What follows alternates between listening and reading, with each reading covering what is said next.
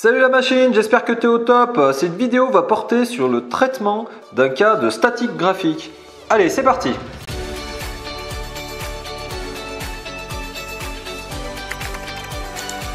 Le cas à étudier est le suivant.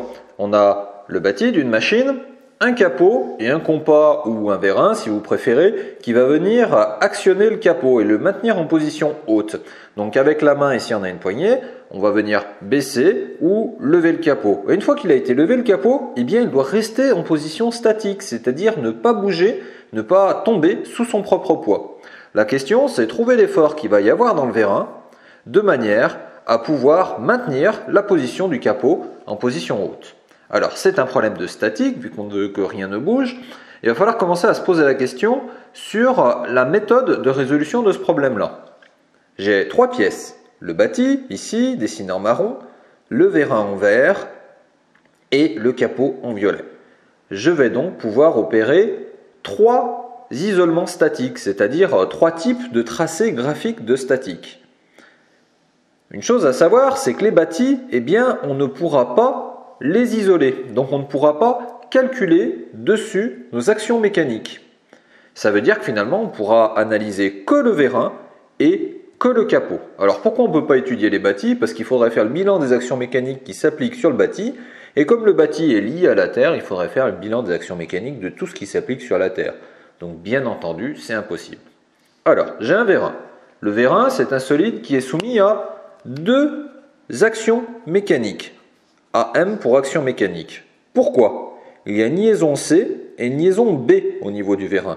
Je ne vois pas de centre de gravité représenté sur le vérin, ni de notion de masse. Ça veut dire qu'il ne doit pas avoir de poids, ou en tout cas que dans l'exercice, le poids est négligeable. Ensuite, je vais avoir le capot. Et le capot, lui, a une liaison A, c'est certainement une liaison pivot pour qu'il puisse s'articuler, mon capot. Une articulation B avec le vérin, effectivement, il faut que le vérin puisse aussi s'articuler par rapport au capot au cours de son fonctionnement. Et un centre de gravité ainsi qu'une notion de masse. Donc je vais avoir trois actions mécaniques. Je note ici trois actions mécaniques. Alors quand j'ai un problème comme ça, il faut que je commence par étudier les solides soumis à deux actions mécaniques. Pourquoi? Parce que c'est les plus simples à résoudre. Dans le cadre où on avait un solide soumis à deux actions mécaniques, on pouvait voir différentes choses. Si je ressors des éléments de cours qu'on en avait vus ensemble, soit j'avais une biellette avec deux articulations et je pouvais trouver la direction de l'action mécanique, elle passait par les deux articulations, soit je connaissais déjà une action mécanique et je pouvais déterminer l'autre, elle passait par l'action mécanique déjà déterminée, était égale et directement opposée. Alors moi, dans le cadre de mon vérin, eh bien, je suis dans le premier cas, c'est-à-dire je ne connais pas d'intensité d'action mécanique, mais je sais que l'action mécanique en B et l'action mécanique en C vont passer tous les deux par BC. Donc ce que je vais faire, je vais tracer ce support d'action mécanique tout de suite sur mon vérin. Donc je vais tracer une droite qui passe par BC. Et cette droite, je vais lui donner un nom, je vais l'appeler support de l'effort du vérin. Effectivement, que ce soit l'effort en C ou l'effort en B, après tout, c'est l'effort qu'il y a dans le vérin, et c'est donc sa droite support. Ensuite, je vais analyser mon capot. Mon capot est soumis à trois actions mécaniques. Je connais déjà l'action mécanique en B grâce à l'isolement précédent, l'effort sur le vérin. Je ne connais rien en A, et a priori je ne connais rien en C. Ah si, je vois qu'il y a une notion de gravité et qu'il y a une notion de masse. Je sais donc qu'en G, au centre de gravité, il va y avoir le poids, qui va être vertical, ou plutôt selon la direction du vecteur gravité qui vous est donné, descendant, donc dans le même sens, et d'intensité, le poids est égal à la masse fois la gravité. Eh bien, on va le calculer, le poids. C'est égal à masse fois la valeur de la gravité. La masse, il faut que je l'exprime en kilogrammes, 0,5 multiplié par 9,81. Ce qui me fait donc 4,905 newtons. Je vais donc dessiner ce poids. Alors, avant de le dessiner, le poids, il faut que je me note une notion de facteur d'échelle. Alors, je ne sais pas, si je fais 4,905 newtons, j'ai qu'à dire que je vais m'imposer une échelle ici, là, que 1 cm, par exemple, est équivalent à 1 newton. Comme ça, je vais pouvoir dessiner une action mécanique du poids qui fait 4,9 cm. Donc je le dessine, vertical descendant, de 4,9 cm. J'essaie d'être assez précis pour pouvoir avoir un minimum d'erreurs de tracé. Voilà, j'ai placé le poids, j'ai la direction de l'action mécanique du vérin.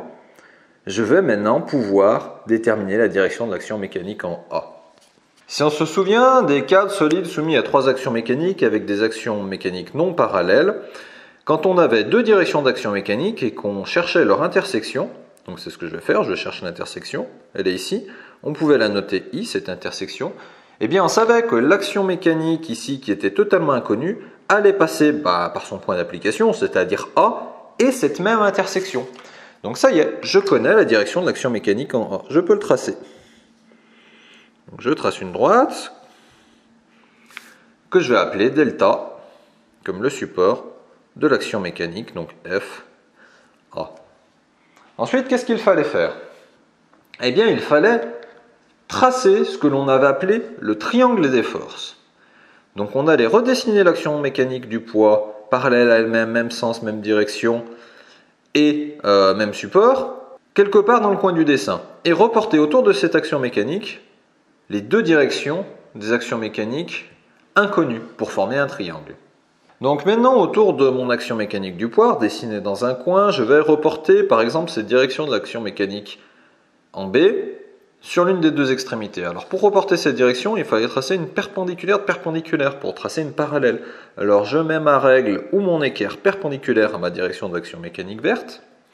Je trace un bout de segment, un petit peu long, hein.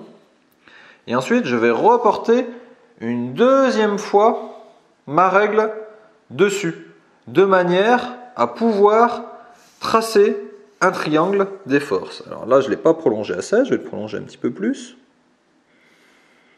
Voilà. Une fois que ça a été prolongé suffisamment, je vais pouvoir reporter la perpendiculaire de cette droite-là. Donc je le fais passer par une des extrémités du vecteur. Moi, je décide de passer par là, par exemple. Je trace et je prolonge le plus précisément possible. Voilà. Cette droite ainsi prolongée, c'est le support de l'action mécanique en B, ou l'action mécanique du vérin. Ensuite, il va falloir que je prolonge cette direction d'action mécanique et que je la reporte parallèlement à elle-même, passant par l'autre extrémité du vecteur. Bon, et bien ce que je vais faire, je vais tracer une perpendiculaire de la direction d'action mécanique connue. Alors déjà, je vais peut-être la prolonger un petit peu, ça me simplifiera les choses. Voilà. Ensuite, je vais pouvoir tracer la perpendiculaire. Et ensuite, je vais pouvoir tracer la perpendiculaire de la perpendiculaire.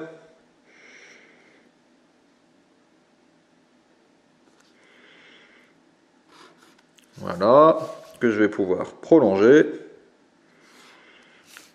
Voilà, et ça c'est delta de l'effort en A qui a été déplacé parallèlement à lui-même.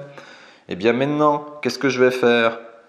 Je vais repérer le triangle qui est là, qui est le triangle des forces, et dans ce triangle-là, je vais repasser mes vecteurs qui forment le triangle. Donc je vais repasser le vecteur vert un petit peu plus épais, qui est l'effort en B. Voilà, un peu plus épais. Et je vais garder comme sens sur ce vecteur vert le sens imposé par le vecteur totalement connu, ici mon vecteur poids. Et ensuite en noir, je vais repasser un petit peu plus épais aussi. Alors attention non plus à ne pas faire trop épais parce que sinon on va perdre en précision au niveau de notre mesure. Et au niveau du sens, je vais mettre un sens pour que ça forme une boucle dans mon triangle des forces. Ça y est, j'ai mon effort en A et mon effort en B, ou l'effort dans le vérin. Bon, pour prouver leur intensité, il faut que je me ramène à mon facteur d'échelle. 1 cm est égal à 1 newton. Je mesure, je trouve ici 26 mm, soit 2,6 cm, soit 2,6 newton. Ici, je mesure. je trouve 49 mm, soit 4,9 newton. Et bien ça y est, je sais la valeur qu'il faut imposer dans mon vérin pour pouvoir soutenir mon capot. 4,9 newton. C'est-à-dire à pas grand chose près, eh bien la valeur du poids. Alors c'est une coïncidence dans ce cas-là, bien sûr, ça ne sera pas toujours vrai. On fait le bilan de ce qu'on vient voir ensemble. On avait un problème, il fallait identifier que c'était un problème de statique et voir que c'était un problème de statique plane, qu'on pouvait le résoudre en statique graphique. Ensuite, on sait que dans la statique graphique, il faut commencer par étudier les pièces soumises à 2 actions mécaniques. Alors il faut identifier toutes les pièces et regarder combien d'actions mécaniques elles ont. J'ai vu que j'avais un vérin, 2 actions mécaniques, un capot, 3 actions mécaniques. Alors la bonne technique, c'est d'écrire à côté combien d'actions mécaniques elles ont. Attention, le bâti ne peut pas être isolé. Les pièces qui sont soumises à 2 actions mécaniques, je peux connaître la direction de l'action qui passe par elles, et bien effectivement elle passe par les 2 centres de liaison ou les 2 actions mécaniques que l'on a. Donc ça me fait un support d'action mécanique. Ce support-là va me permettre d'être étudié au niveau du capot qui a 3 actions mécaniques. Donc du coup ça me donne la direction d'action mécanique du vérin sur mon capot en B. Elle est comme ceci. Mon capot, je connaissais sa masse. Il y avait des notions de gravité. Donc je pouvais calculer son poids. P est égal à masse fois gravité. Attention, masse en kg. Si la masse vous est donnée en grammes, n'oubliez pas de la convertir en kg. Une fois que vous l'avez tracé, vous allez vous imposer, en même temps que vous le tracez, un facteur d'échelle si vous n'est pas déjà donné dans l'énoncé. Le plus simple, c'est de prendre 1 cm par newton, ou 1 cm pour 10 newtons, c'est de prendre des valeurs rondes, ça vous évite de faire des calculs par la suite. Donc vous tracez avec une valeur ronde, votre poids, et connaissant une direction d'action mécanique et connaissant la direction du poids, vous pouvez trouver leur point d'intersection I. Ensuite, vous savez que l'action mécanique totalement inconnue A va passer par ce point I. Ça vous donne la direction de l'action mécanique en I. Ensuite, vous allez faire un triangle des forces, c'est-à-dire vous allez reporter le poids parallèlement à lui-même, même longueur, même sens, même direction, ici, sur un côté du graphique, vous le reportez, et ensuite vous allez déplacer des parallèles des 2 directions des actions mécaniques autour de ce vecteur poids. En traçant des parallèles, après vous allez pouvoir déterminer les vecteurs qui forment le triangle que vous avez ainsi déterminé. Le sens des vecteurs est imposé par le vecteur poids de manière à former une boucle. Et ensuite, vous pouvez mesurer la longueur des vecteurs. Si vous avez pris une échelle ronde, eh bien, ça sera facile à convertir sans calcul directement en newton. C'est la fin de la vidéo. Bravo d'être arrivé jusqu'au bout. Bonne révision à toi.